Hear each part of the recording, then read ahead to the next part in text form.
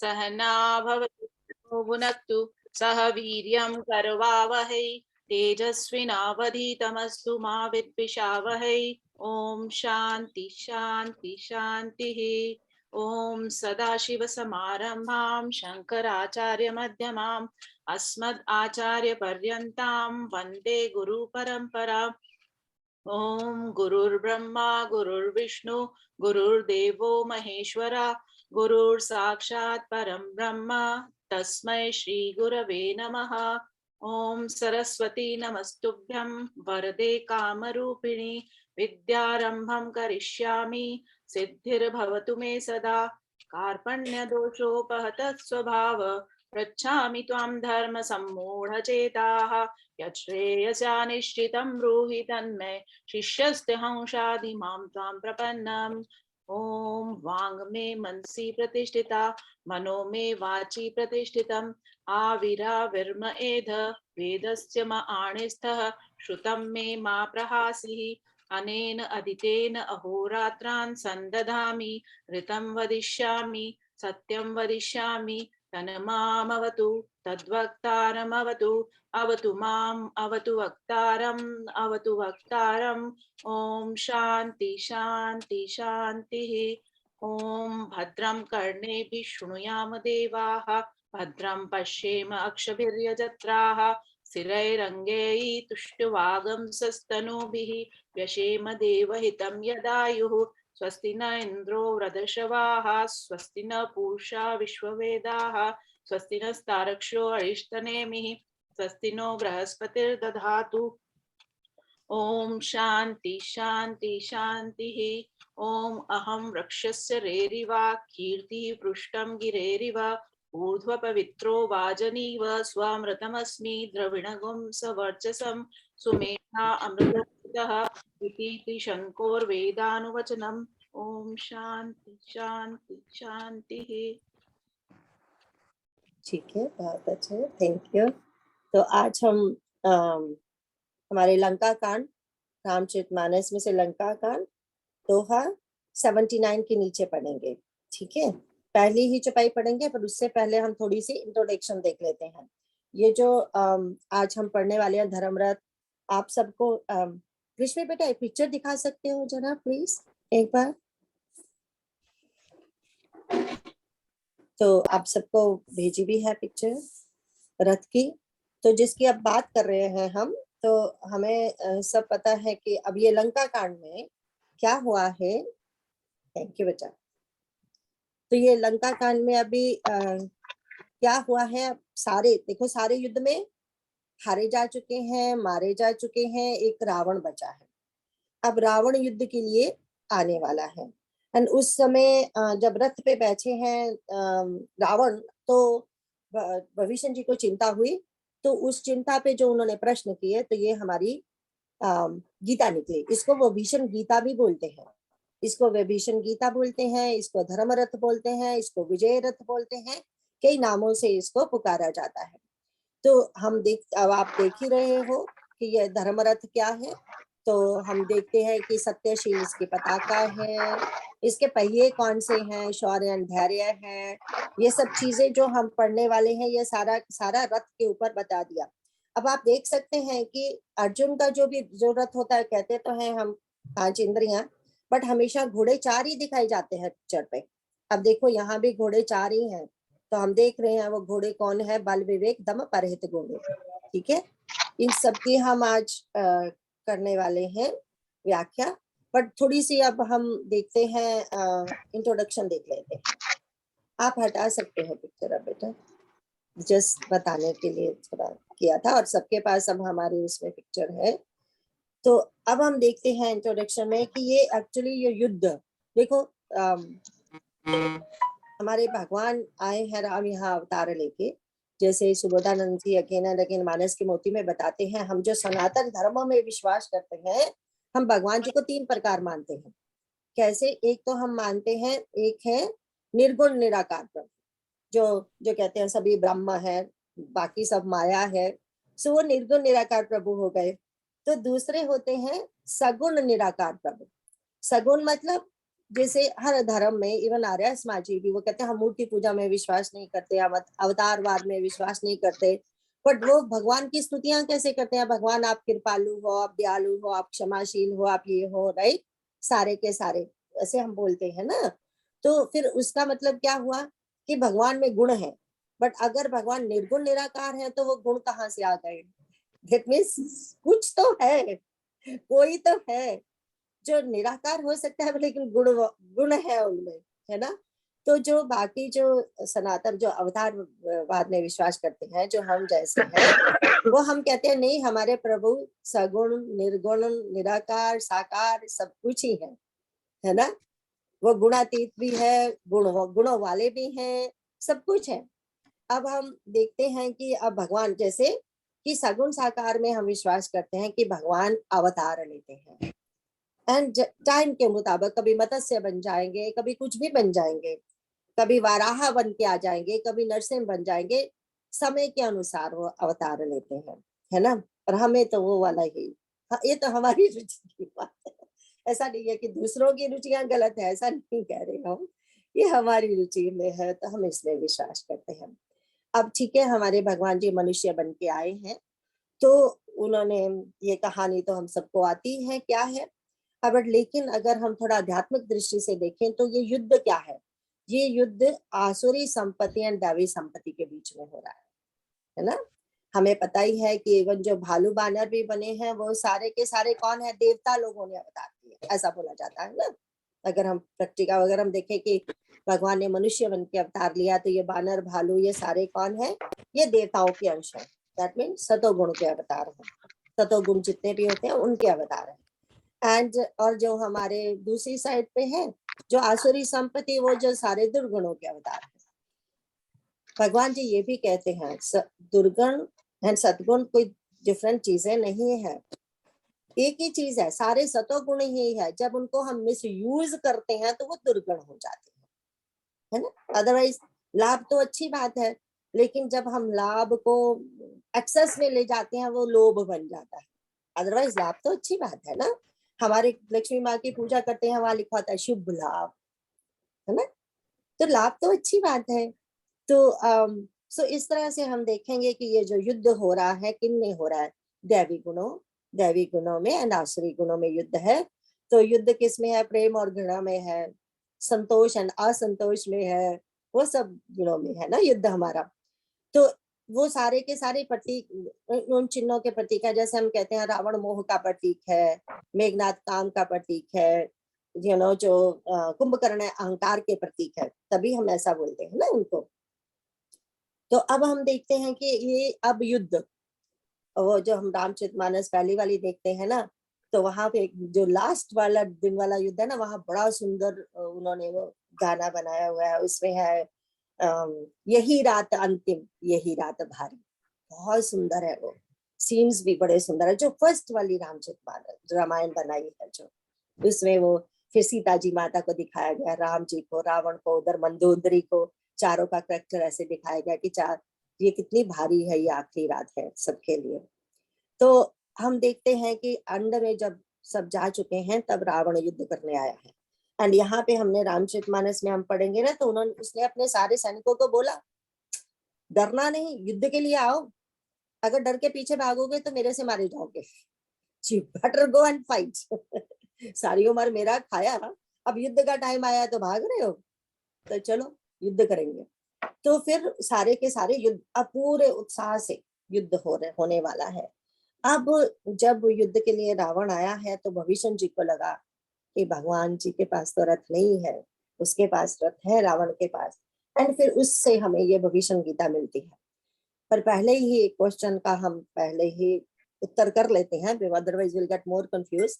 सो हम देखेंगे कि अच्छा भगवान जी ने ये हमें गीता तो दी, पर इसके तुरंत बाद इंद्र रथ भेजता है उनके लिए, और वो भगवान उस रथ को स्वीकार करते हैं एंड युद्ध होता है उसके साथ। अब हम कहेंगे इतना बड़ा लेक्चर भगवान ने दे दिया और बाद में रथ भी ले लिया, क्योंकि ये तो हमारी सोच है ना, ये हम सोचते हैं ऐसे। हमारे भगवान ऐसे नहीं है। जो भगवान का स्वभाव जानते हैं ना, वो जानते हैं भगवान ने रथ क्यों लिया। फिर भगवान ने रथ किसके लिए लिया? आज दिन तक इंद्र ने रथ नहीं भेजा, सो देखो हमारे जो सुग्रीव है ना, हनुमान जी हैं, अंगद हैं, उनके दिमाग में तो रथ की बात ही नहीं आई, बिकॉज वो तो पैदल युद्ध करने वाले हैं ना, वो थोड़ी रथ पे बैठने वाले हैं या घोड़ों पे बैठने वाले हैं या हाथियों पे बैठने वाले हैं, वो तो इसलिए उनके दिमाग में ये बात ही नहीं आई। अब हमारे विभीषण जी तो जानते हैं ना कि वो हाथी घोड़े ये कितने इंपॉर्टेंट है युद्ध के लिए एंड गति के लिए, राइट। तो अब इसीलिए वो क्वेश्चन करते हैं। अब इंद्र ने अब रथ क्यों भेजा, युद्ध तो इतने दिनों से हो रहा है, अब उसको थोड़ी सी आशा हो गई है, नहीं रावण मर जाएगा।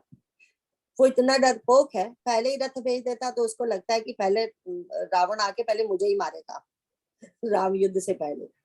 ऐसा आता भी है, मेघनाथ बोलते हैं कि ये देवता आए हैं ना तो पहले देवताओं को जाके ठीक करते हैं, तो बोला गया नहीं नहीं पहले यहाँ पे युद्ध कर ले फिर देवताओं को ठीक करेंगे। तो वो बात से डरता है वो। लेकिन अब जब भीषण जी एंड प्रभु का वार्तालाप सुना, क्योंकि सारे देवता लोग भी तो सुन रहे थे ना, तब उसको थोड़ी सी शर्म आई कि अब तो भेज दो कम से कम रथ भगवान के लिए। एंड भगवान जी ने उस रथ को क्यों स्वीकार किया, सिर्फ इंद्र का, ताकि इंद्र को यश मिले, है ना। वो तो सबको यश देने वाले हैं, उन्होंने अहंकार करके ये नहीं बोला कि ले जाओ अपना रथ वापस, अब क्यों आए हो देने के लिए अब आए हो, नहीं, उन्होंने कहा ठीक है कोई बात नहीं इंद्र, थैंक यू तेरा बहुत बहुत। एंड वहां पे हम देखते हैं कि एक्चुअली भगवान जी ने सारथी को बोला तुम भय बिल्कुल मत करना, स्पीड से अपनी से चलो, से सारथी को ये बोलते हैं किसी प्रकार का भय मत करना यहाँ। इसका मतलब जब इंद्र भी बैठे होंगे तो सारथी वहां कभी कभी युद्ध में भयभीत होते होंगे, क्योंकि रावण ने हराया है उन सबको, है ना। यहाँ पे भगवान रथी को बोलते हैं भयभीत मत होना। तो अब हम देखते हैं, अब हम शुरू करते हैं कि कहाँ से ये वार्तालाप शुरू हुआ। सिर्फ पहली चौपाई पढ़ेंगे ट्विंकल, आप म्यूट पे हो। केवल हिंदी मीनिंग पढ़ना है हाँ जी, दीदी? केवल हिंदी। रावण को रथ पर और श्री रघुवीर को बिना रथ के देखकर विभीषण अधीर हो गए। प्रेम अधिक होने से उनके मन में संदेह हो गया कि वे बिना रथ के रावण को कैसे जीत सकेंगे। श्री राम जी के चरणों की वंदना करके वे स्नेह पूर्वक कहने लगे, हाँ सॉरी, नेक्स्ट वाला भी पढ़ दो, क्या कहा उन्होंने। हे नाथ, आपके न रथ है, न तन की रक्षा करने वाला कवच है, और न ही जूते हैं। वे बलवान वीर रावण किस प्रकार जीता जाएगा। कृपा निधान श्री राम जी ने कहा, हे सखे सुनो, जिससे जय होती है वह रथ दूसरा ही है। हाँ, तो हम देखते हैं, नीलम जी एंड प्रीता जी आप जरा म्यूट पे कर लीजिएगा प्लीज। मेरा म्यूट पे था। हाँ अब म्यूट पे, ठीक है। हाँ, तो अब हम देखते हैं कि तो रावण को जब उन्होंने देखा तो उनमें थोड़ा संशय हुआ। यहाँ पे हम देखते हैं कि जो विभीषण का जो संशय है वो क्या है, वो ऐसा नहीं है कि उनको भगवान पे संशय है, क्योंकि भगवान तो रिमेम्बर चलने से पहले रावण को बोला है ये तुम्हें पता नहीं कौन है। दादाजी की भी चिट्ठी बता दी, सुंदरकांड में बताया था ना, दादा की चिट्ठी दिखाई थी कि देखो उन्होंने भेजा है, हमारे दादा ने पुलस्त्य ऋषि जी ने ये हमें चिट्ठी भेजी थी कि ये भगवान है, अब अवतार लेके आ गए हैं। तो भी वो मानने को तैयार नहीं थे। अब विभीषण को पता है, लेकिन क्या होता है जहाँ प्रेम होता है वहां पे हम ऐश्वर्य भूल जाते हैं, है ना। हर माँ बाप अपने बच्चे का ऐश्वर्य उनकी जाब, एक डॉक्टर की माँ भी, बच्चे डॉक्टर बीमार होगा तो माँ बोलेगी बेटा ये नहीं ऐसे खा लो। इंडियन माँ तो झूठ बोलेगी बोले अदरक वाली चाय पी लो, तुम्हें कोल्ड हो रखा है तुम ये ले लो, हम बोलेंगे ना। हम बच्चे का ऐश्वर्य भूल जाते हैं, किससे बात करें, वो स्वयं डॉक्टर है। बट आप एक बात बता दो, उनको लगती माँ की ही है, कितनी भी दवाइयां खा ले क्योंकि माँ की दवा में आशीर्वाद होता है। तो तो वो बात है कि जब प्रेम होता है तो हम दूसरे का ऐश्वर्य भूल जाते हैं। तो यहाँ भी प्रेम में अधीर हुए हैं, इसीलिए प्रश्न किया गया है। और जो प्रश्न हुआ है हमारे लिए तो अच्छा ही है। सेम थिंग लाइक अर्जुन, वहां पे उनको संशय हुआ। गुड थिंग यही है कि दोनों किसके पास गए, संशय होने के बाद भगवान के पास गए हैं। तो वहां भी हमें भगवत गीता मिली और यहाँ भी हमें गीता मिली। एंड हमें पता है रामचरितमानस में कितनी सारी गीताएं हैं, तो बहुत ये सब कुछ बहुत मिलता जुलता है, भगवत गीता एंड हमारी रामचरितमानस। बहुत जगह पे जो सूत्र रूप में दिया गया है, सूत्र में पॉइंट्स रूप में दिया गया है रामचरितमानस में, वो गीता में बड़े विस्तार से है। एंड कुछ चीजें ऐसी हैं जो गीता में सूत्र रूप से हैं एंड रामचरितमानस में विस्तार से है वो ही, क्योंकि यहाँ तो लीला करके सिखाया गया है। अगर हम सिर्फ भगवत गीता को लेते हैं तो वो सिर्फ प्रिंसिपल्स है ना। तो लेकिन है सेम, ऐसा बोलते हैं लोग, अरे राम एंड कृष्ण, राम जी तो मर्यादा पुरुषोत्तम थे, सत्यवादी थे वो थे, एंड कृष्ण भगवान झूठ भी बोलते थे, मर्यादा कम रखते थे। क्या फर्क है उन दोनों में? उन लोगों का कहना कहाँ गलत है? भगवान जो हमारे श्री राम है, हाँ वो मर्यादा पुरुषोत्तम वो सब थे, लेकिन उन्होंने दो चीजों का रोल निभाया, जीव का एंड भगवान का। उन्होंने पता होने ही नहीं दिया कि वो भगवान है। अंड में, बिल्कुल अंड में उत्तरकांड में बोला अपने सब पूर्ववासियों को, रिमेंबर यहाँ पूर्वजन गीता है। तो जो कृष्ण भगवान है वो तो पैदा होते ही, भगवान हमें पता है मिरेकल्स पैदा, जब पेट में थे तब से मिरेकल। तो जो कृष्ण भगवान का जीवन है वो सारा भगवान के ऐश्वर्य का जीवन है, इतना फर्क है। वहां जीव का उन्होंने कम किया है। इसीलिए जब हम कहते हैं कृष्ण भगवान झूठ बोल रहे हैं, मिट्टी खाई है, सत्य नहीं बोला, झूठ बोला, माँ को बोला मैंने मिट्टी नहीं खाई, तो वो बोलते बलराम भी बोल रहा है तूने मिट्टी खाई, उसका जवाब नहीं देते। जब बाकी बच्चे बोलते हैं मिट्टी खाई है तो कहते हैं मैंने तो बिल्कुल नहीं खाई, और माँ को जब मुंह दिखाया गया तो वो कहते हैं मेरे में ही है सब कुछ। वो भगवान का सत्य है, समझ के ना आप, हमारा जीव का सत्य डिफरेंट होता है। तो भगवान कहते हैं मेरा सत्य देखो माँ। तो वो बात इस तरह से हम राम कृष्ण को कंपेयर करना तो हमारी मूर्खता होगी, है ना। तो इसलिए हम देखेंगे कि यहाँ पे जो जो बात आएगी तो भगवत गीता को साथ लेके देखेंगे इन सबको जो भगवान जी बोलते हैं। अब आगे वाले का सिर्फ एक का ही चपाई हिंदी पढ़ दो प्लीज जी। शौर्य और धैर्य उस रथ के पहिए हैं, सत्य और शील सदाचार उसकी मजबूत ध्वजा और पताका है। बल, विवेक, दम, इंद्रियों का वश में होना और परोपकार, ये चार उसके घोड़े हैं, जो क्षमा, दया और समता रूपी डोरी से रथ में जुड़े हुए हैं। ठीक है।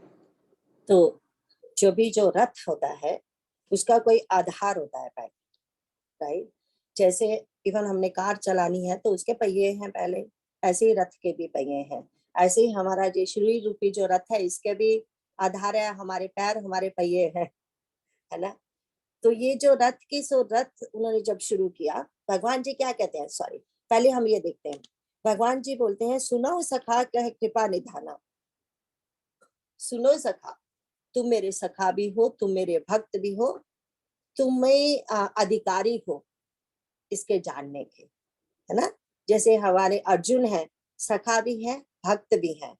तो दे आर द वन अधिकारी हैं जिनको भगवान पूरा ज्ञान देते हैं, कुछ भी उनसे छुपाते नहीं, है ना, सब कुछ बताते हैं। तो यहाँ पे सुनो सखा, इवन व्यवहारिक दृष्टि से भी जो हमारे भी सखा होते हैं, अतरंग सखा जो है, उनसे कुछ छुपा नहीं होता।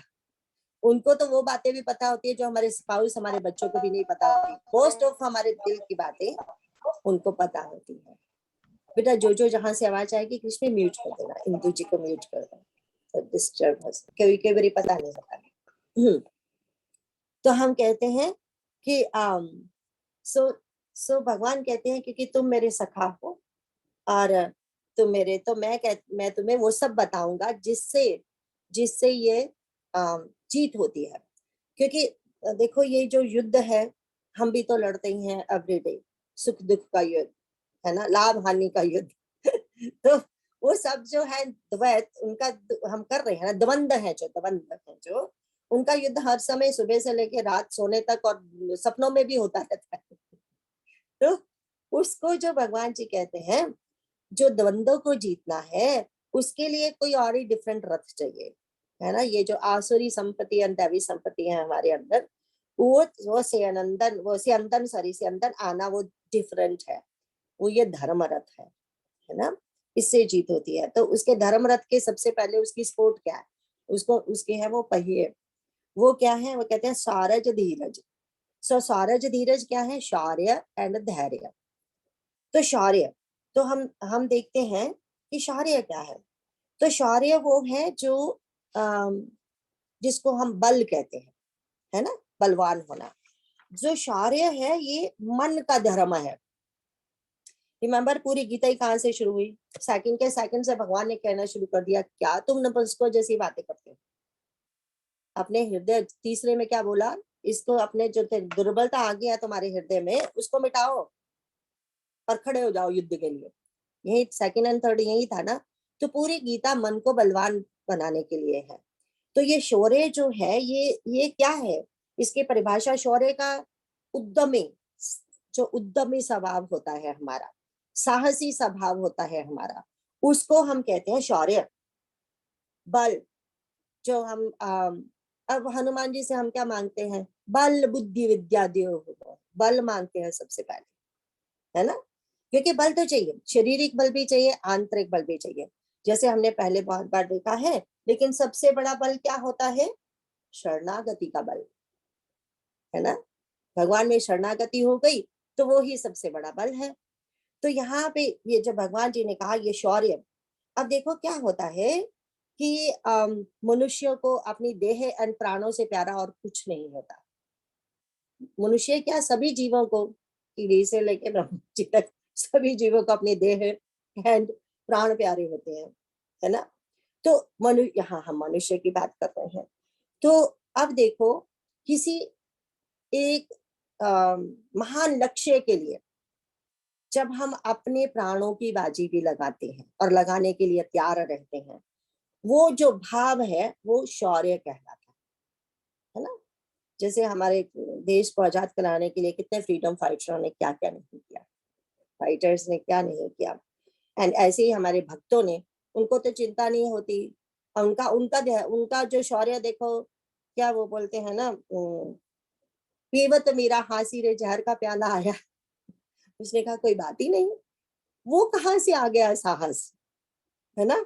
हम तो देख के ही शायद दूर से ही हार्ट अटैक हो जाए, अरे ये भेज दिया हमें पीने के लिए, है ना। तो वो जो भक्त का जो बल है वो कहाँ से आया? हनुमान जी को रावण ने यही पूछा ना, ये जो तुम जानते नहीं हो मैं कौन हूँ, तुम्हें ये बल कहाँ से आया?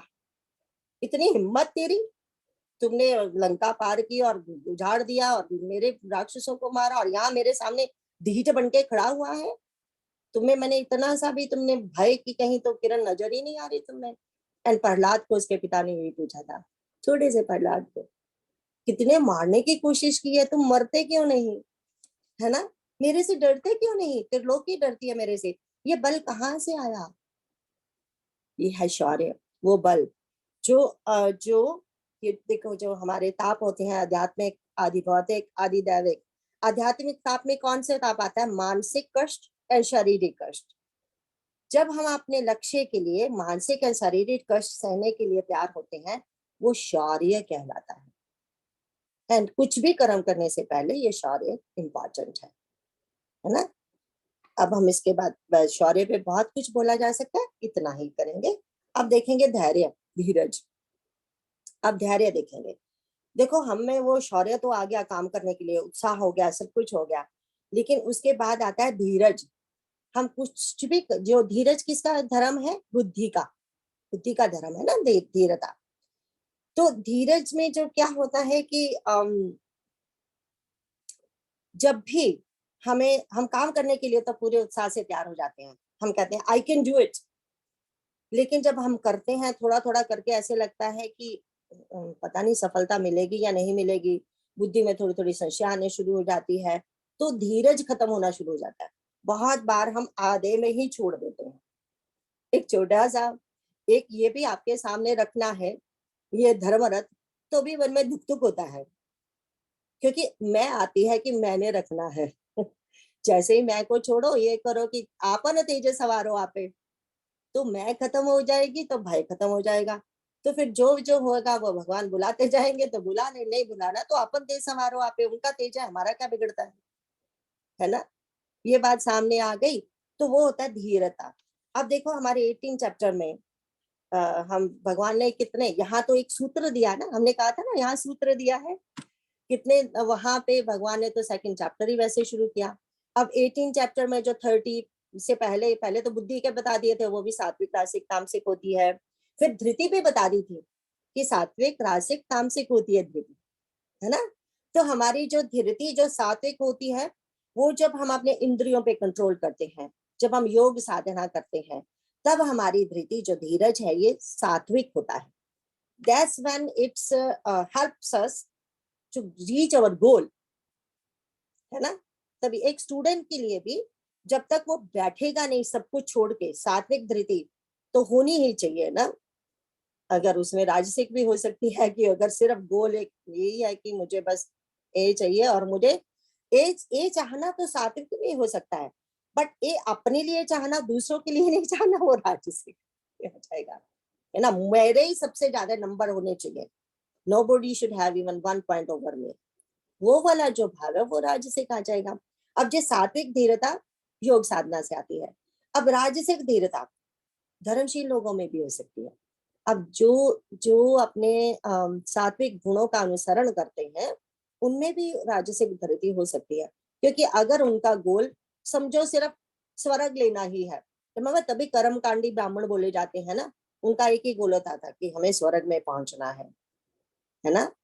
तो वैसे वाले भी हो सकते हैं। बाकी जो धन संपत्ति पद प्रतिष्ठा के पीछे, दाम्पत्य सुख के पीछे भागते हैं, वो जो राजसिक धृति है, पर थोड़ा सा, थोड़ा नहीं मतलब मैं भी तामसिक भी उसमें जुड़ा हुआ है, इसीलिए राजसिक एंड तामसिक जो वृत्तियां होती हैं एक जैसी दिखती है। एंड जो तामसिक वृत्ति होती है, वहां भगवान ने कहा ही है तामसिक वृत्ति क्या है। 2 चीजें होती हैं, एक होता है, वहां नाना जी ने कितना अच्छा समझाया है ना, कि समय एंड सामर्थ्य, वो देखना चाहिए। वो तामसिक वृत्ति में वो उसको अच्छी तरह से समझाते हैं, समय एंड सामर्थ्य। एक तो समय भी होना चाहिए जो काम कर रहे हैं हम, एंड जो सात्विक पुरुष है वो अपने समय का पूरा सदुपयोग करेगा, है ना। राजसिक पुरुष है वो समय का सदुपयोग करेगा पर दुरुपयोग भी कर सकता है। कई बार हम अगर बिल्कुल भी लगे रहें सारा सुबह से लेके शाम तक, हमने शरीर को एक थोड़ा विश्राम के भी जो दिया नहीं जरा भी, तो फिर वो भी काम नहीं हो पाएगा। हमारे वो हमें बोला जाता है बार बार, क्यों गीता पढ़ते हो तुम, एक ही गीता बार बार, वही रामचरितमानस वही। तो हम अब क्या जवाब दें। हमारे मैया जी की एक वो स्टोरी जो बड़ी अच्छी हमें समझाई है शुरू से, कि एक 2 लकड़हारे हैं, लकड़ी मतलब ट्री को काट रहे हैं। जो जवान लड़का काटता जा रहा है, जो थोड़ा सा मिडिल एज का है, समझदार है, वो थोड़ी देर बाद ऐसे करने के बाद कुल्हाड़ी को फिर बैठ जाता है शार्प करने के लिए, एंड फिर काटता है। एंड जो जवान है वो काटता जा रहा है, लेकिन फिर जिसकी कुल्हाड़ी शार्प होगी उसी की जल्दी कटेगी ना। तो मैया जी यही कहते थे कि हमारे लिए हमें ये अपनी कुल्हाड़ी को शार्प करते ही रहना है।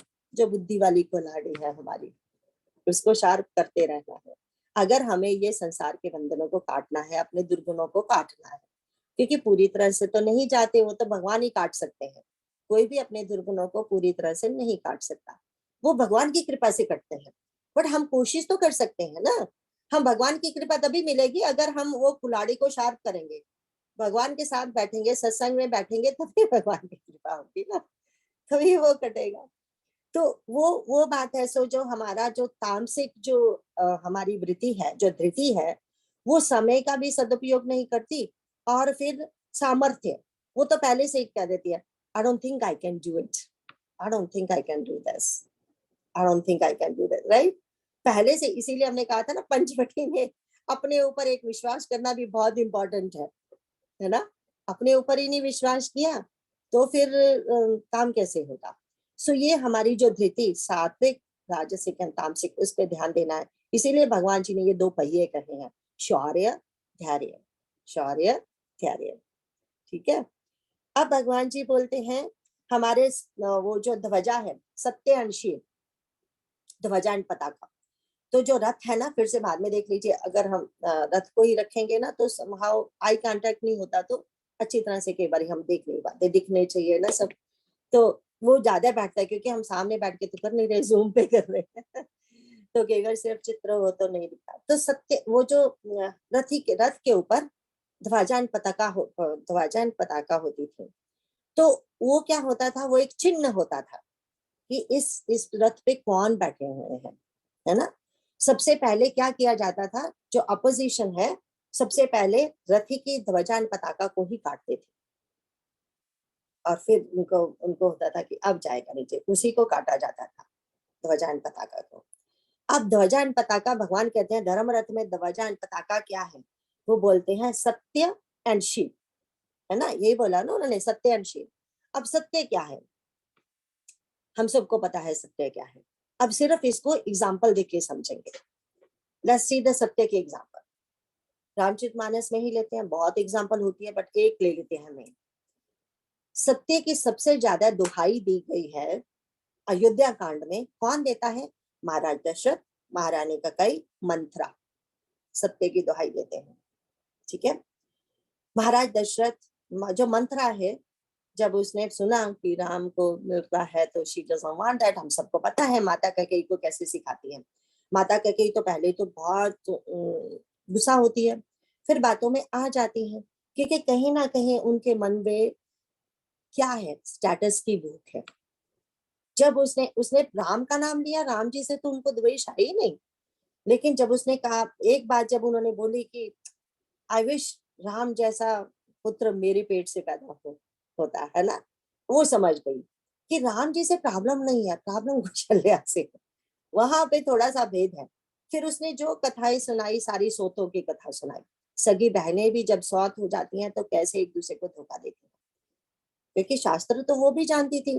वो बैठते होंगे, विशिष्ट जैसे यहाँ गुरु संत रहते हैं तो शास्त्रों की कथाएं तो होती ही होंगी। उसने कौन सी कथाएं सुनाई, सारी की सारी वो सत्य थी, ऐसा नहीं है वो कथाएं झूठी थी। ये है ना सत्य। देखो जो असत्य बोलता है ना, वो भी सत्य को ही साथ साथ लेता है। यही कहता है ना, असत्य बोलने वाला भी यही कहता है, मैं सत्य बोल रहा हूँ। कहते तो यही है ना, I am telling you the truth, I am telling you the truth. चाहे वो असत्य बोल रहा हो, कहेगा यही, ये तो नहीं कहेगा मैं तेरे साथ झूठ बोल रहा हूँ, राइट। तो अब वहां पे मंत्रा क्या करती है कि ऐसे ऐसे होगा, तुम 2 वरदान मांग लेना, वो देखो तेरे साथ ऐसा ही, वो कांप जाती है वो कि अरे क्या सचमुच में मैं नीचे हो जाऊंगी, स्टेटस का लोग है ना। अगर हम देखेंगे भरत जी का चरित्र, भरत जी पूछते हैं क्या सचमुच मेरे आचरण में कुछ ऐसा था कि मेरी माँ ने मेरे लिए राज्य मांगा। आता है रामचरितमानस में, क्या किया था मैंने ऐसा जो मेरी माँ को लगा कि मैं राज्य ले लूंगा। कुछ तो मेरे चरित्र में कमी होगी जो उनको पता है। तो लेकिन भरत के चरित्र में कमी नहीं थी, कमी तो माता के चरित्र में थी। उन्होंने भरत के लिए राज्य नहीं मांगा, एक्चुअली राज्य अपने स्टेटस के लिए मांगा। अब हम देखते हैं सत्य के बारे में। अब माता कैकेयी फिर कहती है अच्छा वरदान मांग लूंगी, तो वो तो महाराज बड़े सत्यवादी हैं, मैं जब वरदान मांगूंगी ऐसे दे देंगे। मंत्रा कहती है पागल हो गई है तू, राम के लिए वो सत्यों को भी निछावर कर देंगे। मैं देखा नहीं तुमने, जब गुरु विश्वामित्र मांगने आए थे राम लक्ष्मण को तो क्या कहा था, और कुछ मर्जी मांग लो। पहले तो बोला जो कहोगे मैं दूंगा, सब कुछ आपका। और फिर जब बोला राम लक्ष्मण को दे दो, बोले नहीं नहीं नहीं वो नहीं दे सकता गोसाई, और कुछ मांग दीजिए। बोले तूने देखा नहीं था अपनी आंखों से। वशिष्ठ ने समझाया तो वो माने बड़ी मुश्किल से, अदरवाइज वो देने को तैयार नहीं थे। अपना जो पहले कहा वो सत्य को निछावर करने को तैयार है वो राम के ऊपर। अच्छा तो अब क्या होगा फिर, जब तक तुम राम की शपथ नहीं खाओगी, मतलब राम की शपथ उन्हें नहीं दोगी, जब तक वो राम की शपथ नहीं खाएंगे तब तक वरदान मत मांगना। वरदान अब राम की सत्य की राम की कसम खाएंगे, शपथ खाएंगे तो क्या, क्योंकि हमें ये माना जाता है ना जिसकी शपथ खाएं, अगर वो हम झूठी शपथ खाएंगे उनका अनिष्ट होगा, उनकी मृत्यु भी हो सकती है। हमारे ये बहुत माना जाता है ये हिंदू धर्म में, सनातन धर्म में। तो अब हमने देखा सीन कैसे आते हैं हमारे जो दशरथ महाराज कितने प्यार से बोलते हैं तुम जो चाहती थी मैंने वो ही किया। तो और जब ये सिचुएशन शुरू हुई तो उन्होंने कहा ना मुझे आपको भूल गए, आप वरदान चाहिए मांगे, मैंने दिए थे कभी, हाँ बोले बिल्कुल दिए थे, मांगो जो मांगना है। तुम्हें पता है मैं कितना सत्यवादी हूँ, है ना। तुम वो कहते हैं कि पर इसके लिए आपको पहले शपथ खानी होगी। बोले करोड़ों शपथ ले ले मुझसे कोई फर्क नहीं पड़ता, तुम जो मांगोगी तुम्हें मिलेगा। ऐसा बोला है उस दशरथ महाराज ने। एंड है वो सत्यवादी। बोले हमारे रघुकुल की क्या है वो प्रथा, प्राण जाए पर वचन न जाए, तो तुम्हें पता ही है। अच्छा, तो फिर मैं कहती है ठीक है, किसी और की नहीं, राम की शपथ खानी होगी। तो राम की शपथ खाई गई, तो अब महाराज फंस गए, सारे दरवाजे उनके लिए बंद। सत्यवीर निछावर नहीं कर सकते हैं, राम की शपथ खाई है, राम का निश्चित वो कभी नहीं होने देंगे। सो ये है सत्य।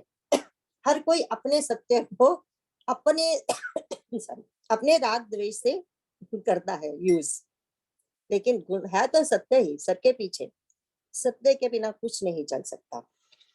तो ये हमारी हम देखते हैं। तो वैसे बोला जाता है सत्य क्या है, सत्य बोलो बट प्रिय बोलो, है ना। तो हम कह सकते हैं, ये समझ के हम देख सकते हैं सत्य कितना इम्पोर्टेंट है। उसके लिए अपने सत्य के लिए जान भी देनी पड़े, अगर वो लक्ष्य है हमारा। एंड बिना सत्य के तो फिर चल नहीं सकता ना। जैसे कि हमने कहा, असत्य की दुनिया भी सत्य के आधार पर ही चलती है, आधार सत्य ही है ना। आजकल के लीडर देख लो, वो पुराने लीडर देख लो, सभी यही कहते थे, सभी यही बोलते हैं कि मैं सत्य बोल रहा हूँ। अब देखो, जो हमारी मंत्रा थी उसने क्या बोला था, उसने बोला था मुझे कुछ नहीं मिलने वाला, मैं तो जैसे नौकरानी हूँ वैसे ही रहूंगी, मुझे तेरी चिंता है। तो उसे लगा कि सचमुच इसको मेरी चिंता है, तो ये तो सच्ची कहती है, दासी है दासी ही रहेगी, वो महारानी थोड़ी बैठ जाएगी।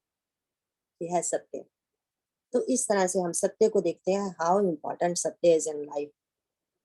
एंड उसके लिए, लेकिन रामचरितमानस में ये भी बार बार आता है, राम जी को ही बोलते हैं, माता बोलती है शायद कौशल्या, मैं भूल रही हूँ कि या कोई मुझे याद नहीं आ रहा, बट है वो, किसने बोला ये याद नहीं आ रहा, कि राम तेरे लिए तो सारे धर्म सारे सत्य सब कुछ निछावर करते हैं। तो इस भगवान के लिए, क्योंकि लक्ष्य भगवान है, इसका मतलब ये मत समझ लेना क्योंकि ये पंक्ति यहाँ पे आई है तो सारे असत्य बोलने वाले बोले अरे ये भूला गया लक्ष्य क्या है, सत्य बोलने में असत्य बोलने में कुछ भी बोलो तुम, लेकिन मोटिव क्या है पीछे उसके, behind, what is the motive behind it. हम बोलते हैं युधिष्ठिर को बोला भगवान श्री कृष्ण ने असत्य बोलने के लिए, और वो अपने आप को खुद इतना सत्यवादी समझते हैं, वो पूर्ण असत्य बोल नहीं पाए। वो बोले कि नहीं मतलब पता नहीं कौन मरा है, अश्वत्थामा तो मरा है, हाथी मरा कि वो मरा, हम सबको पता है। हम कहते हैं अरे देखो भगवान ने उसे झूठ बलवा दिया युधिष्ठिर से। अरे क्या अभी अभी क्या बोला, फॉर द ग्रेटर गुड, अपने सत्य को भी निछावर करना पड़े तो कर दो, for the greater good, not क्योंकि मेरा मोटिव है कुछ, मेरा दम्भ है, मेरा छल कपट है, अपने छल कपट दम्भ के लिए नहीं, फॉर द ग्रेटर गुड, है ना। तो ये हुआ हमारा सत्य। अब शील, सत्य and she'll both go together. शील का मतलब ही होता है आचरण।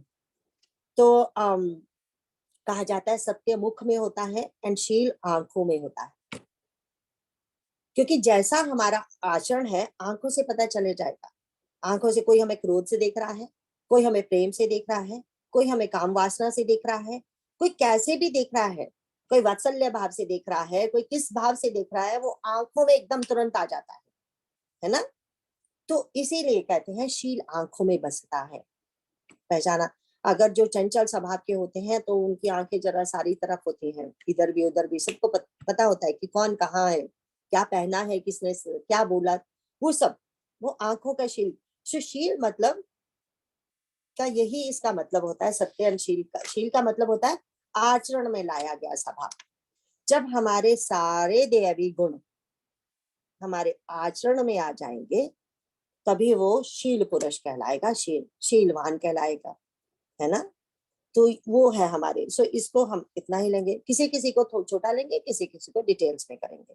अगर सत्य को डिटेल में कर लिया तो इसको तो अब और डिटेल में करने की जरूरत नहीं है ना। अब हम देखते हैं घोड़े, जो 4 घोड़े हैं।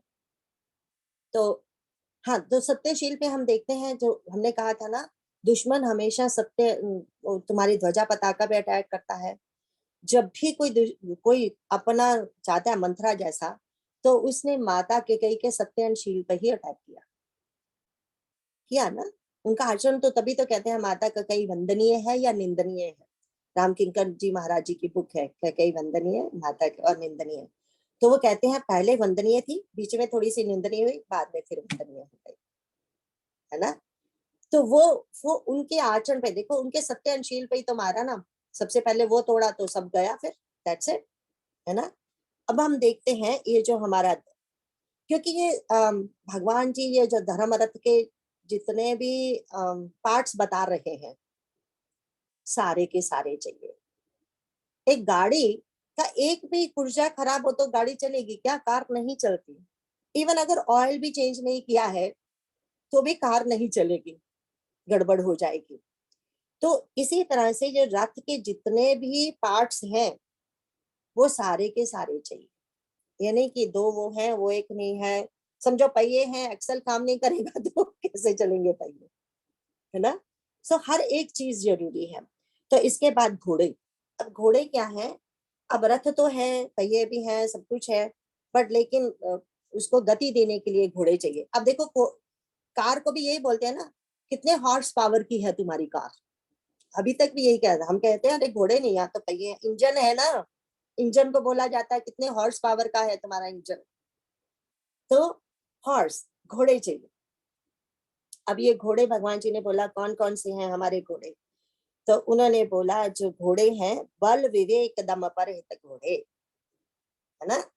फिर से बल आ गया। रिमेंबर पहले अभी अभी हमने शौर्य किया कि शौर्य भी तो बल ही है ना। तो फिर से बल आया। तो अब बल बल हम देखते हैं कि तो अभी अभी जो हमने किया था, शारीरिक है, मानसिक बल है, तो एंड शरणागति का बल। बल तो बहुत प्रकार के होते हैं। बल वैसे तो देखे जाए अर्जन का भी बल होता है, अगर हमारे साथ अच्छे साथी हैं, धन है, संपत्ति, कितने प्रकार का बल होता है ना।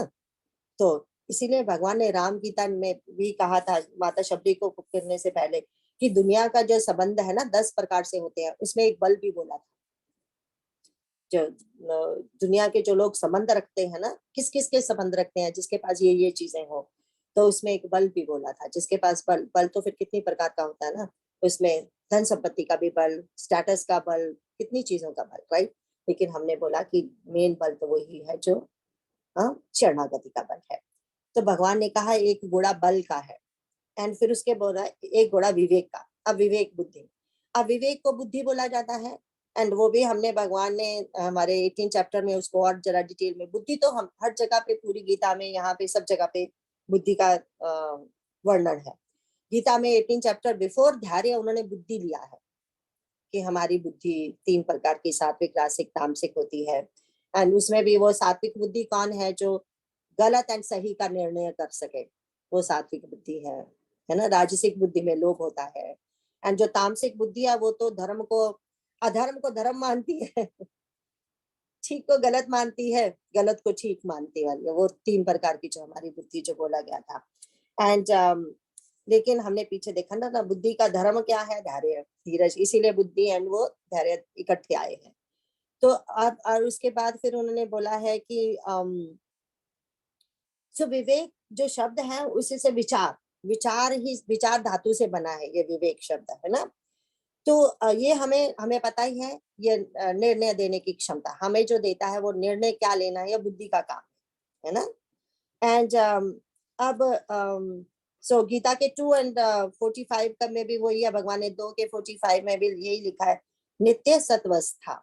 जो बुद्धि हमारी हमेशा निरंतर सत्व में रहे, उसको विवेक बुद्धि बोला जाता है ना। वो हमें गति देती है इस धर्म युद्ध में, है ना। तो उसके बाद उन्होंने बोला है परहित है घोड़े का नाम, एक घोड़े का नाम परहित है।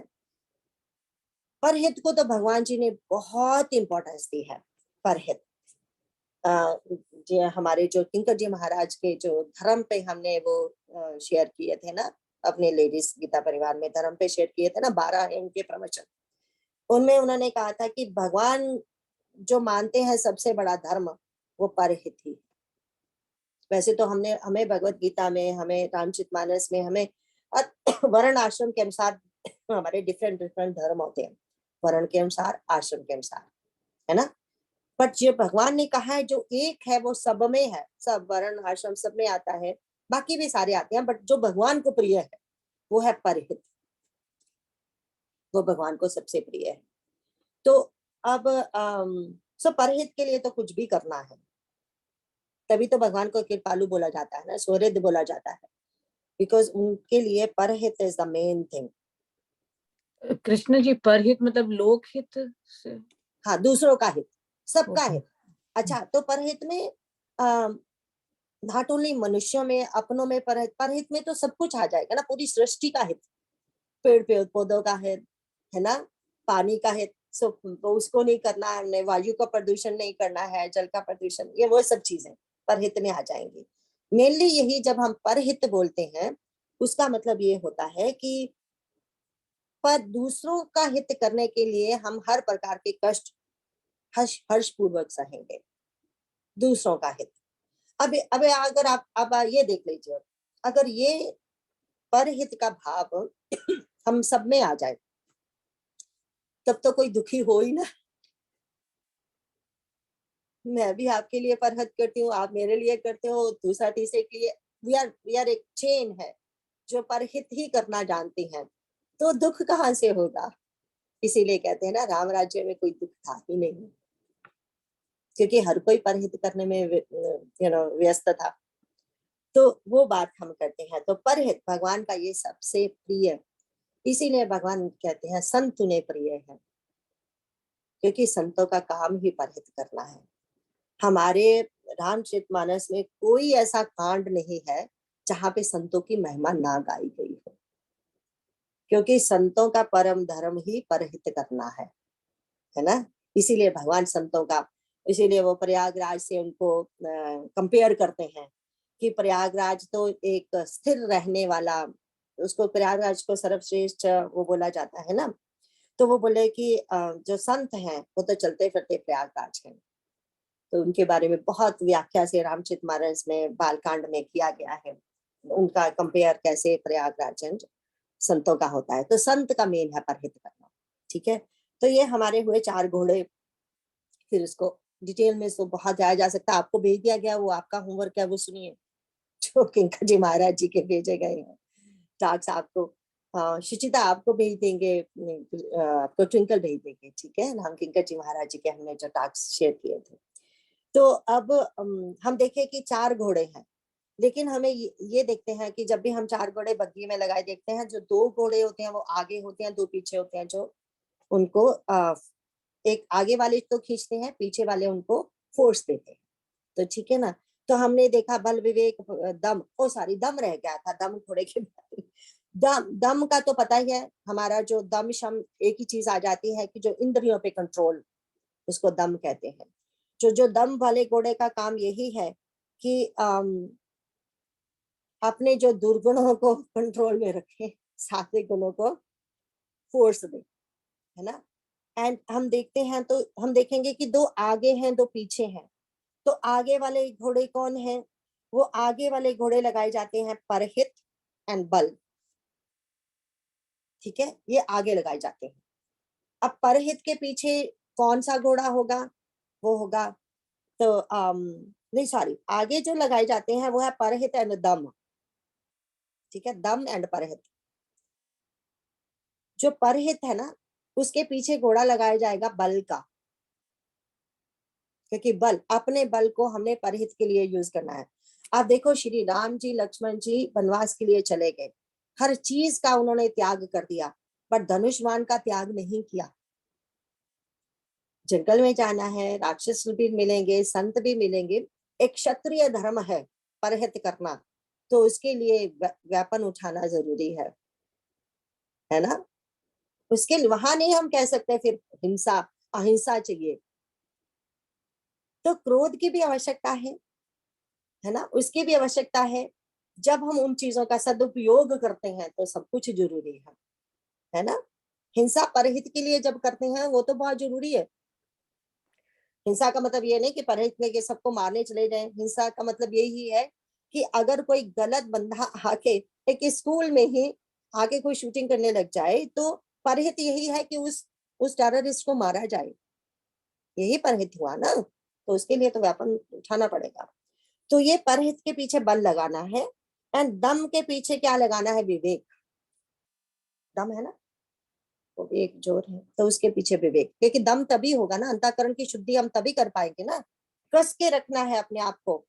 तो कहते हैं भरत जी जो हैं 14 वर्ष एवरीडे अपने आप को कस के रखा है उन्होंने, सारे भाइयों ने रखा है। भरत जी के लिए ऐसे बोला जाता है एंड में कि जब वो भरत जी कैसे रहते हैं, उन्होंने पूरे अपने जीवन को कैसे कस के रखा हुआ है, वो है दम। लेकिन दम के पीछे कब कस के कौन रख सकता है? जिसकी बुद्धि विवेक बुद्धि हो। और विवेक बुद्धि हमने बार बार कहा किसके पास होती है? राम चरण रति निपुण विवेका।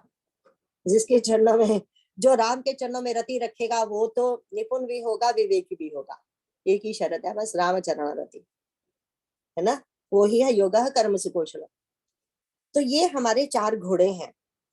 तो अब इन घोड़ों को फिर घोड़ों को खींचने के लिए लगाम होनी चाहिए। टाइम कितना है वो भी देखते रहना हम सारे, क्योंकि हमें 11:30 बजे खत्म भी करना है। तो वो जो घोड़े हैं उनको उनको कंट्रोल भी तो करना है ना। तो कंट्रोल कैसे किया जाए, उसके लिए उन्होंने बोला क्षमा कृपा समता रजो, जो जो जिससे के साथ इनको कंट्रोल किया जाएगा। अब हम कहते हैं कि इनको कंट्रोल करने वाले कैसे हैं। हाँ, एक और बात जो आती है, जो दम की बात आती है, दम क्या है? एक तपस्या है। जो अभी अभी भरत जी की हमने एग्जांपल दी ना, दम एक तपस्या है। जब हम सारी उम्र अपना जीवन मर्यादा से जीते हैं, वो दम में आ जाता है। यही कर रहे थे ना भरत जी, मर्यादा से अपना जीवन जी रहे थे, पूरा अपने आप को उन्होंने कस के रखा हुआ था उन मर्यादाओं में। तो इसका क्या फायदा होता है ये देख लें हम, क्योंकि हमें हर चीज में फायदा चाहिए। तो देखो हम जब भी हम हमारा जो शिष्टाचार होता है, जो शील आचरण होता है जो हमारा, वो जब हमारा व्यवहार में आएगा तो हमें बड़ों से क्या मिलेगा? वात्सल्य भाव, प्रेम मिलेगा। अपने सखाओं से भी वो प्रेम भाव होगा, एंड बड़ों से तो आशीर्वाद मिलेंगे, ब्लेसिंग्स मिलेंगी। तो इसी तरह से जब हम परहित निस्वार्थ भाव से करेंगे तो पुण्य अर्जित करेंगे, है ना, क्योंकि पुण्य अर्जित तो करना ही है। पता नहीं क्या क्या हमने किया, हमने पहले भी पुण्य पाप अर्जित किए हैं तभी मनुष्य जन्म मिला है ना। लेकिन अब मनुष्य जन्म जो मिला है इसी में ही कर्म किया जा सकता है, ये भोग योनि नहीं है, ये कर्म योनि, कर्म एंड भोग दोनों ही है इसमें, कर्म योनि एंड भोग योनि। तो इसके लिए हमें परहित बहुत जरूरी है ना। तो उसी से हमें ये मिलेगा। तो मैं साथ साथ में अपने नोट भी देखती जा रही हूँ कि कुछ भूलो ना, क्योंकि सारा कुछ तो वैसे नहीं होता ना। अब हम देखते हैं कि अब हम आते हैं जो जो हमें रस्सी चाहिए, जो लगाम चाहिए इनको कंट्रोल करने के लिए। तो उसमें सबसे पहले भगवान जी ने बोला क्षमा, क्षमा नहीं क्षमा। तो क्षमा बोला, तो क्षमा क्या है? जब हमारे पास सामर्थ्य होते हुए भी हम अपराधी को क्षमा करते हैं। अब रावण एंड श्री राम जी का युद्ध हो रहा है, रावण ने अनेकों युद्ध किए हैं, हारा भी है, हराया भी है, ठीक है। अब जब राम जी के साथ उसका युद्ध होने लगा तो राम जी ने बड़ी कोशिश की संधि करने की उसके साथ। ऐसे ही सीधा सीधा तो युद्ध नहीं किया ना, हनुमान जी ने समझाया, मंदोदरी उसकी अपनी पत्नी समझाती है, भगीशन समझाता है, राम जी की तरफ से अंगद दूत बन के जाते हैं। एंड राम जी ने अंगद को क्या बोला था? वो काम करना जिससे दुश्मन का फायदा हो एंड हमारा भी फायदा हो, दुश्मन का हित हो और हमारा भी फायदा हो, दोनों तरफ हित भी हो और फायदा भी, ठीक है। अब ये जब रावण के पास दूत आया तो वो हंसने लगा, देखा तुम सब लोग जिसकी इतनी तारीफ करते थे वो डरता है, तभी युद्ध नहीं करना चाहता। अगर कोई वीर है वो ऐसा होगा कि युद्ध का मौका आया और युद्ध ना करे? हमारे भगवान क्या है वो समझ नहीं पाता। हमारे भगवान तो वैद है, वैद, डॉक्टर है, वैद्य डॉक्टर है। वो रोग से द्वेष नहीं करते, वो सॉरी रोगी से द्वेष नहीं करते, रोग से द्वेष करते, है ना। अगर कोई फोड़ा है यहाँ पे तो वो काट देगा, तब ये नहीं देखेगा मुझे कितना तकलीफ हो रही है, क्योंकि उसका काम, डॉक्टर का काम तो सिर्फ एक फोड़े को काटना है, मुझे मारना नहीं है, मुझे काटना नहीं है या मारना नहीं है। इसी तरह से भगवान जी का जो मेन गोल है वो रावण को मारना नहीं है, उनका गोल तो उसकी बुराइयों को मारना है। इसीलिए कहते हैं कि युद्ध जरूरी नहीं है। अंगद भी बार बार समझाता है, तो हनुमान जी ने भी समझाया। हमारे हनुमान जी ने तो यहाँ तक बोल दिया, एक ही काम करो तुम, क्या करो, हमारा सुंदरकांड देखिए। उन्होंने बोला तुम अपने तामसिक अभिमान को छोड़ दो। उन्होंने बोला राजसिक अभिमान को भी रख लो, कोई बात नहीं, बट जो तुम्हारा तामसिक अभिमान है ना उसको छोड़ दो। तो वहां पे बड़ा सुंदर दोहा है, सिर्फ गा के ही देखते हैं कहाँ पे है, जब हनुमान जी बोलते हैं तो सॉरी, तो वहां पे हनुमान जी का ये क्या मतलब है कहने का कि तुम तामसिक अभिमान को छोड़ दो और राजसिक अभिमान रख लो। हाँ ये देखो 23 सुंदरकांड का 23 भगवान कहते हैं मोह मूल बहुसूल प्रद त्यागो तम अभिमान भजो राम रघुनायक कृपा सिंधु भगवान। अब क्या कहते हैं, बीमारी क्या है तुम्हारी, मोह है तुम्हारी बीमारी, तो इलाज क्या है, तो तुम्हें उसके लिए कुछ परहेज करना पड़ेगा पहले। अगर बीमारी है डॉक्टर परहेज बताता है ना, तो बोले अपना तामसिक अभिमान छोड़ दो। रिमेंबर तामसिक अभिमान कौन सा वाला, समय एंड सामर्थ्य का तुम दुरुपयोग कर रहे हो। अगर तुम राजसिक अभिमान रखना चाहते हो, कौन सा राजसिक अभिमान, जिसमें तुम ये सब कुछ चाहते हो लेकिन किसके लिए, अपना स्वर्ग पाने के लिए, है ना, स्वर्ग के लिए अगर तुम अच्छे कर्म करोगे तो वो चलेगा। अगर राजा भी लेना है, युद्ध करना है, लेकिन अच्छा भी तो उसमें कुछ होना चाहिए। तो कहते हैं, अब इलाज भी बताया था उन्होंने, क्या इलाज था, भजो राम रघुनायक कृपा सिंधु भगवान, उस भगवान को भजो। अरे क्या बात करते हो, बड़े दुश्मन देखे हैं, पत्नी जिसकी चुरा लाया उसको बोलता है उसके पास जाओ, बोले कृपा सिंधु है, कृपा सागर है, क्षमावान है, ऐसे तुम्हें क्षमा कर देंगे। सिर्फ तुम अपनी तरफ से 2 काम करो, तामसिक अभिमान को छोड़ दो, भगवान की तरफ चले जाओ, बस।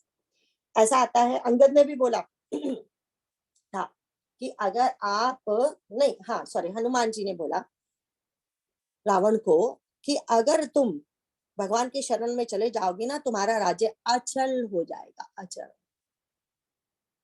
ठीक है, अब ओके, अंगद ने भी बोला था तुम्हें राज्य वापस मिल जाएगा। किसी ने प्रश्न किया, सारे अपने अपने जो जाते हैं अपना अपना वादा करते हैं रावण से। अगर हमारा जो लंका का राज्य है वो तो भगवान ने ऑलरेडी विभीषण को दे दिया ना लंका राज्य, लंकापति बोल दिया, और फिर लंका का राज्य रावण को कैसे देंगे। बोले इसकी तुम चिंता, फर्स्ट ऑफ ऑल इसकी चिंता क्यों करते हो, भगवान तो ऐश्वर्यवान है, कितनी लंका बना सकते हैं। अगर वो भी नहीं यहाँ पे देखना, तो भगवान कहते हैं ठीक है, एक को लंका दे दूंगा, एक को अयोध्या दे दूंगा, कोई फर्क नहीं है, वो मानेंगे तो, परहित के लिए तो कुछ भी दे देंगे ना। तो अब वो ऐसे हैं हमारे क्षमा करने वाले भगवान जी। तो जो अब भगवान कहते हैं कि ये जो, और ये जो द्वंद्व को सहना होता है ना, धैर्य, ये क्षमा करना ही होता है। इसीलिए हमारे को कुछ बोल दिया तो हमने क्षमा कर दिया। तो अब जो क्षमा है, ये जो हमारे अंदर प्रतिशोध की भावना होती है ना, उस पे अंकुश लगाती, राइट। तो ये किसके पीछे, ये किसको कंट्रोल करेगी, बल को। रिमेंबर, जो बलवान है अपने बल का सदुपयोग करेगा क्षमा के द्वारा, तभी वो बल को कंट्रोल क्षमा ही कर सकती है ना। प्रतिशोध को वो क्या करेगी, प्रतिशोधी जो उस पे अंकुश लगाएगी, हमारे अंदर का जो प्रतिशोध है उसके उस पे अंकुश लगाएगी। हमें ये हमेशा अच्छा जीवन बिताने का जो लक्ष्य होता है, तो क्षमा इट्स सो जो क्षमा एंड दंड है ना, ये विधान होते हैं, क्योंकि दंड भी तो देना पड़ता है ना। जैसे अभी अभी हमने डॉक्टर की बात की कि डॉक्टर अगर हमारा जो बाजू भी कुछ भी शरीर का अंग अगर गल रहा है तो कई बार उन्हें काटना भी पड़ता है। पूरा शरीर थोड़ी काटते हैं, वो कहते हैं तुम्हारी लेग एम्पुटेट कर देते हैं सारे शरीर को बचाने के लिए। तो वो एक किस्म का दंड हो गया। इसी तरह से दंड भी तो एक आवश्यकता है, व्यवस्था है एक। अगर हर कोई रेड क्रॉस लाइट करता रहे और कहे मुझे टिकट ना मिले, कितने भयंकर एक्सीडेंट होंगे। तो दंड की व्यवस्था करनी पड़ेगी ना, कि अगर कोई तुम ऐसे करोगे तुम्हें ये टिकट मिलेगी, तुम्हें ये होगा, तुम्हें ये होगा, जेल जाओगे, ये सब, राइट। तो वो विधान है, लेकिन ये नहीं है कि क्षमा क्षमा भी करना, ये यही एक फर्क होता है। हमारे भरत जी का कैरेक्टर देखो, क्या फर्क है। एक होता है धर्मशील, एक धर्मात्मा। एक धर्मात्मा कौन होता है? जो धर्म का सार जानते हैं पूर्ण रूप से। माता को दंडित किया, माता को दंडित किया, सारी उम्र माँ को कभी माँ नहीं बोला, और माँ को कितने अपशब्द बोल दिए। ठीक है, बोले ना बहुत सारे अपशब्द। जब पता चला अरे तूने क्या कर दिया, इतने अपशब्द कोई बोल ही नहीं सकता। हम कहते हैं माँ को बोला तेरे मुंह पे कीड़े नहीं पड़े तेरी जीवा पे, क्या क्या नहीं बोला। उस समय तो ऐसा लगता है कि ये भरत बोल रहे हैं। उस समय लगा कि मेरा राम तो कभी ऐसा, मतलब ये बोलना तो क्या बर्दाश्त भी नहीं करेगा, कोई बोलेगा मुझे। लेकिन माँ को क्षमा कब किया उन्होंने? जब सारी माता सती होने जा रही थी, तब उन्होंने चरण पकड़ के माता ककई को भी रोका। जैसे सबको रोका उसी तरह माता ककई को भी रोका। सती नहीं होने दिया, नहीं तो कहते दूसरी माता को बचाओ, इसको होने दो सती, इसी की वजह से तो मेरा पिता मरा है। लेकिन वो धर्म का सार जानते हैं, उन्होंने माँ को क्षमा किया, माँ को साथ भी लेके गए। जब सारी माताएं मिलने जा रही है तभी भी कह सकते थे तुम कैसे जाओगे, नहीं बोला, वहां लेके गए, क्योंकि उनको पता था ये सिर्फ मेरी माँ नहीं है, ये तो राम की माँ है। इनको कुछ होगा तो राम मुझे कभी क्षमा नहीं करेंगे। अब देखो मंथरा, मंथरा ने पता क्या बोला था? कसम खाई थी।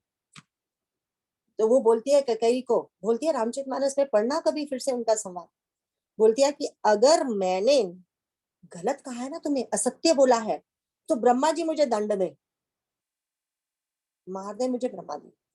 जब को किसने दंड दिया उसको? जब हमारे शत्रुघ्न आए, दंड दिया ना, उसकी पिटाई की उन्होंने। तो अब बोला जाता है, तो भरत महाराज ने रोका उन्हें। तो बोला, भरत कह रहे क्यों मार रहे हो इसे? बोले इसी की जवान सत्य कर रहा हूँ, इसने कहा था अगर मैं गलत हूं तो ब्रह्मा जी मुझे दंड देंगे। दोनों ने दंड दिया, उन्होंने माँ को दंड दिया, उन्होंने मथुरा को दंड दिया।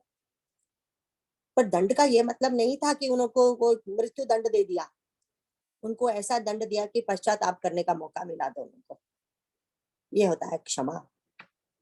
शुभ बल को जो अंकुश में रखेगा वो होगी क्षमा, है ना। अब आते हैं कृपा।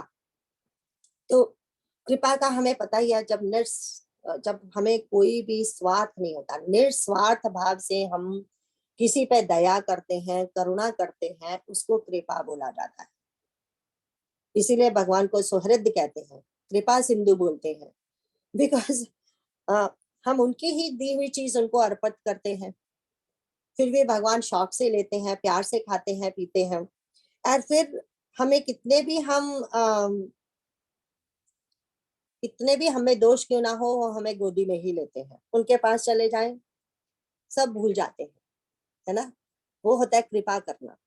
कृपा करना, एक भिखारी को पैसे दे देना कृपा करना नहीं है। वो तो हम इंडिया में हम सबने किया है, मैंने भी किया है। भिखारी जब बहुत सारे आ जाते हैं तो हम पैसे देके, अच्छा जस्ट जा, दे दिया ना, निकल यहाँ से। वो कृपा नहीं है, वो तो अपना पीछा छुड़ाने के लिए हम दे रहे हैं उनको दान। प्यार से बोल के तो देखो, जाओ यहाँ से। ऐसा नहीं है, कभी कभी जोर से भी बोलना पड़ता है। वो सचमुच में तुम्हें ऐसे पीछे पड़ जाएंगे। मंदिरों में कभी जाओ ना तो वहां देखते हैं हम भिखारी कैसे तुम्हें, इट्स रियली मार की मार आ जाती है। So you have to be careful. It's not like वही वो दंड जो क्षमा की बात आई, लेकिन किसी को ना हीन दृष्टि से नहीं देखना है हमें। बात सिर्फ यही है, किसी को दिया तो भी हीन दृष्टि से मत दो।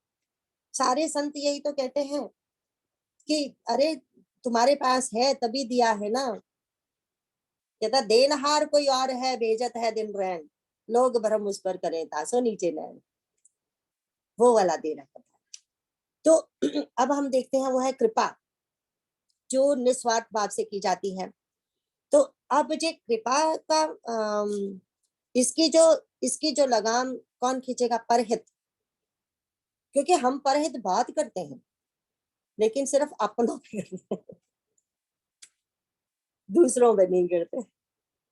सो परहित के जो घोड़े की लगाम है वो कृपा से की जाएगी, क्योंकि परहित ऐसा नहीं। अब अगर हम देखें रावण की 3 नगरियों का तुलसीदास जी ने विशेष वर्णन किया है। किन किन नगरी? Janakpuri, Ayodhya and Lanka. Right in the beginning even उन्होंने बोला है कि लंका नगरी उसने ऐसे बसाई थी कि सबके महल सोने के महल थे। सिर्फ रावण का महल नहीं था, पूरी लंका सोने की थी। क्यों? उसके पीछे इतने लोग थे कि वो जिनके साथ उसको मतलब था उनका वो परहित करता रहता था। सबको उसने ऐसे ही करके रखा हुआ था कि तुम, लेकिन उसका मोटिव कुछ और था, लेकिन व्यवहार की दृष्टि से दिया था उसने। पता है आपको, दुर्योधन को जब बाद में इनको 14 साल का वनवास दिया गया, दुर्योधन को शकुनी ने क्या समझाया कि उनका राज्य जो तुम्हारे अब हाथ में आ गया है, उनकी प्रजा का ऐसे पालन करना कि अपनी प्रजा से भी ज्यादा उनका हित करना। 14 साल के बाद वो भूल जाए पांडव है कौन, क्योंकि ये तो लोकमत है, चेंज होता है ऐसे।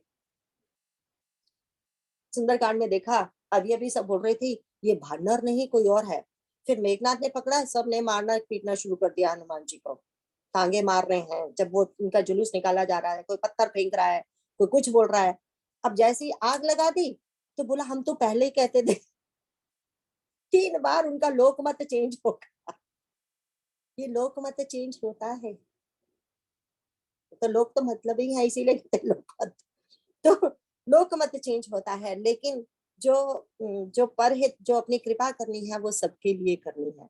इसीलिए हमारे तुलसीदास जी ने शुरू में ही बोल दिया, अरे वो अयोध्या वासी को भी प्रणाम किया। अयोध्या वासियों को जब प्रणाम कर रहे हैं ना, सबको अयोध्या वासियों को प्रणाम करते बोल रहे हैं जिनके ऊपर मेरे राम का बहुत स्नेह है। इसका क्या मतलब? आगे बोलते हैं जिन्होंने माता सीता जी के लिए क्या क्या बोल दिया, फिर भी भगवान ने उनको कितना प्रेम किया और अपने धाम में भी लेके गए। वो है कृपा सिंधु। इस ऐसे ही थोड़ी बोला जाता है। अपनी पत्नी को, प्रेग्नेंट औरत को छोड़ना पड़ा उन्हें, जिन लोगों के लिए, उनको खुश करने के लिए। और फिर वो है परहित, है ना, अपनी अपने सुख की दोनों ने कुर्बानी दे दी। अच्छा, तो इसके बाद आता है समता। अब समता घोड़े की लगाम किसके हाथ में होगी? समता घोड़े की लगाम जो विवेक का घोड़ा है ना, उसके पीछे समता, तो उसको वो लगाम, समता वाली लगाम खींचेगी।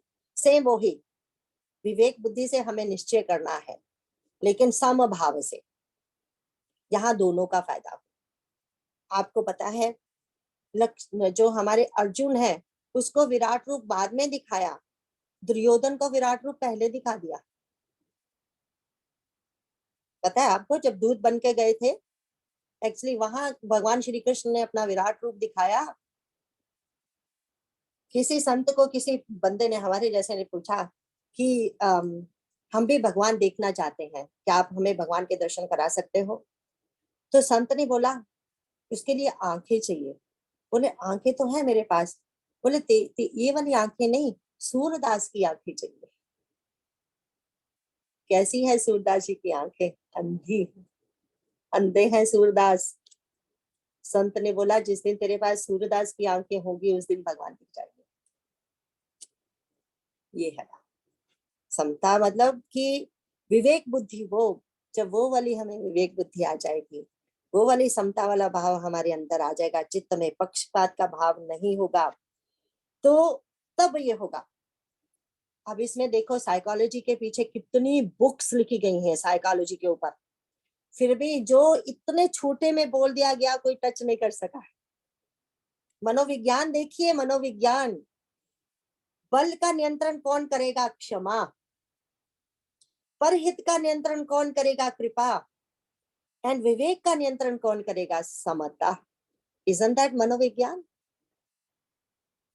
और इतना छोटे से सूत्र में तुम हजारों बुक्स लिख दो इसके ऊपर तो भी कम होगा। दम के लिए कोई लगाम नहीं है, बिकॉज दम अपने आप में लगाम है ना। तो अब वो तब हमने इसलिए देखा कि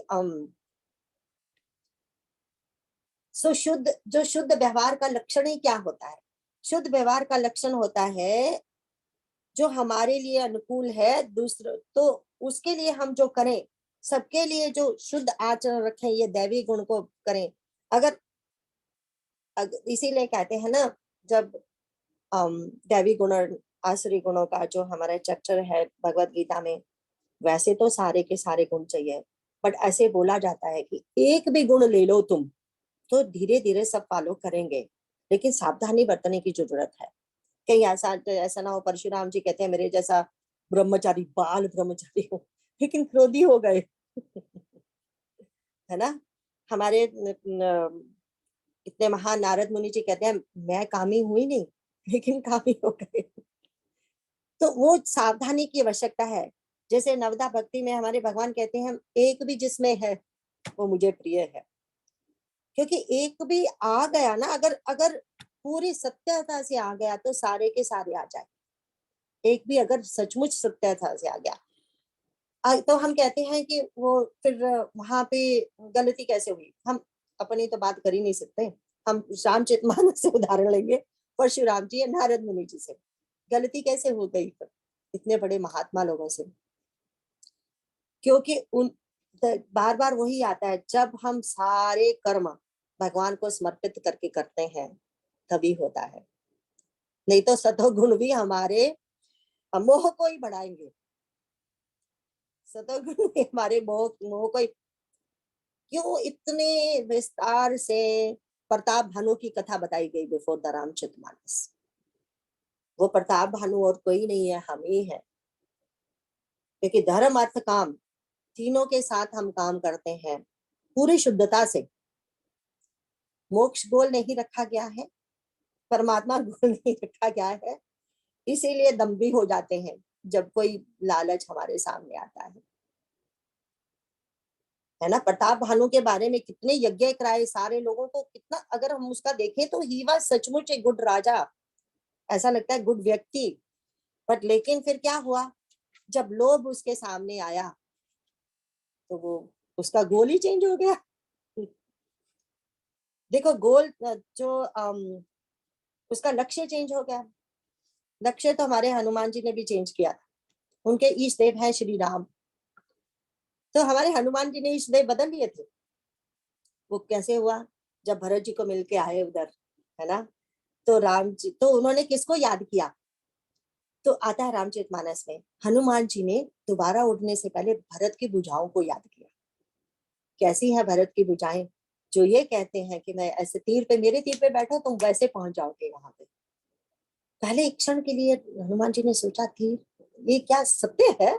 लेकिन फिर एकदम नहीं, ये तो भगवान का बल है इसके पीछे। तो जब वापस आते हैं भगवान कहते तूने तो अपना वो जो आराध्य देवी चेंज कर दिया। बोले क्या? बोले तूने भरत को कर दिया। बोले वही तो मेरा आराध्य है। हमारे ऋषियों ने क्या बोला, हमारे भारद्वाज मुनि ने क्या बोला था कि अरे हमारा वो फल था, पुण्य कर्मों का फल था कि हमें राम सीता लक्ष्मण जी के दर्शन हुए, वो लेकिन उससे भी बड़ा फल मिला जो तुम्हारे दर्शन हुए। ऐसे होते हैं सब, ऐसे होते हैं भगवान का अनुकरण करने वाले। आई थिंक आज हम यहीं पे खत्म करेंगे, क्योंकि जो नेक्स्ट वाला है ना, इस भजन सारथी सुजाना, उसको हम नेक्स्ट पे रखते हैं। बट इस पे एक और क्लास में फिर हम धर्म रथ खत्म कर देंगे। लाइक हमने कहा हमारे जो इतने बड़े बड़े ऋषि हैं, किंकर जी महाराज, सुबोधानंद जी के मानस की मूर्ति में धर्म रथ पे क्या क्या लिखा है हम उन्हें, वो तो संत है ना, उनके तो हृदय से निकलता है, उनका जीवन ही वैसा है, तो इसीलिए उनके लिए आसान है। हम तो कॉपी करके पढ़ के भी कुछ कुछ ले सकें, कुछ कुछ धारण कर सकें अपने जीवन में, वो हमारे लिए शास्त्र कृपा, संत कृपा, भगवान की कृपा होगी, है ना। तो आज यहाँ पे खत्म करेंगे। आपको पहले आपको एक प्रश्न हो बिफोर वी से द एंडिंग श्लोका, आप वो बता दीजिए, कुछ पूछने वाला रहता हो प्लीज, कुछ तो बोलो। सो ये जो हमने आपको भेजा है ना चित्र, जो दोनों उसका रथ का, एक तो हमने धर्म रथ का चित्र भेजा है, एक अर्जुन के रथ का चित्र भेजा है, इसके प्रिंट आउट बना लीजिए, इसके प्रिंट आउट बना के अपने फ्रिज पे लगा लीजिए, कहीं भी लगा लीजिए, ताकि ये हमारे सामने रहे हर समय, है ना। ये देखो जैसे ये वाला प्रिंट आउट लिया गया है, ठीक है। और ये भविष्य गीता का प्रिंट आउट है, तो इसको अगर हम हमेशा, जो आपको भेजा है, ठीक है, उसका ये जरा लिख दिए गए हैं, ऐसे चार्ट जैसा बना लिया है, आप सिर्फ उस पिक्चर का भी करोगे तो भी चलेगा। जो हम पढ़ते हैं कहाँ से लेते हैं, ये धर्म रथ है किंकर जी महाराज जी का। She is on the deck, she is on the deck, sorry. हाँ, तो वो ये धर्म रथ है किंकर जी महाराज जी का। अगर मानस के मोती हमारे पास बुक्स हैं तो उसमें धर्म रथ हम पढ़ सकते हैं, जो मानस के मोती में भी धर्म रथ है, विभीषण गीता धर्म रथ है ना। और एक छोटी सी बुक है जो हम लोगों ने कभी पढ़ी थी, हम लोगों में बहुत सारों के पास है, ये चिन्मय मिशन के मानस सप्तक शंकरानंद जी की, इसमें भी धर्म रथ है। हर जगह पे आपको धर्म रथ मिलेगा, हर संत की उसमें भाषा में मिलेगा। इतने ही 2-3 ही पढ़ लिए कर लिए वही बहुत है ना। और कुछ बैठ जाए हमारे मन में वही बात है। तो आप प्लीज कुछ प्रश्न हो तो जरूर बोलिएगा, एंड नोट लिखिएगा, अपने लिए करिएगा, ये प्रिंट आउट करके उसी में नोट लिख लीजिएगा। मैंने कभी बहुत पहले जब किया था, ये प्रिंट आउट करके इसी में ही नोट लिख लिए, ये प्रिंट आउट किया सारे के सारे और उसके नीचे नोट लिखते गए। और फिर नोट, कितने नोट लिखोगे तुम, वहां से कुछ और मिलता है, वहां से कुछ और मिलता है, वहां से कुछ और मिलता है। हम तो अपना ही एक इतना बड़ा ग्रंथ बना देंगे, पर जरा मोटे मोटे पॉइंट लिख लेना अपने लिए, क्योंकि करने का तभी फायदा है ना। ये नहीं कि आज सुन लिया, अब हफ्ते बाद आप भी तो कुछ बताइएगा मुझे, आपने क्या किया। हो सकता है आपको मेरे से ज्यादा कुछ बड़ा अच्छा आंसर मिल जाए, क्योंकि भगवान ही जानते हैं ना हमारे मुंह से किसके मुंह से क्या दिलवा दें। तो ऐसा भी जैसे हम हर चैप्टर के बाद रिफ्लेक्शन करते हैं ना, व्हाई नॉट वी डू धर्म रथ के बाद रिफ्लेक्शन करें। हर कोई 2-2 मिनट लेके कुछ एक ही चीज उठा के बता दे हमें, धर्म रथ का एक ही अंग लेके उसमें बोल दें जो आपको पसंद आया हो। तो जब हमारा धर्म रथ खत्म होगा, वो आपके लिए होमवर्क होगा, ठीक है। कृष्णा जी, हाँ जी, कृष्णा जी, ये जो पिक्चर है अर्जुन रथ की, हाँ जी, इसमें सबका इंग्लिश में वर्ड्स साथ में दिए हुए हैं एक्सेप्ट 2 ऑफ देम। बेटा पिक्चर ग्रीष्मी पिक्चर दिखाओ स्क्रीन पे। हाँ जी, आप बोलते जाइए, ग्रीष्मी पिक्चर दिखाओ। अर्जुन रथ की, अर्जुन रथ की ग्रीष्मी पिक्चर स्क्रीन पे ला दो बेटा प्लीज।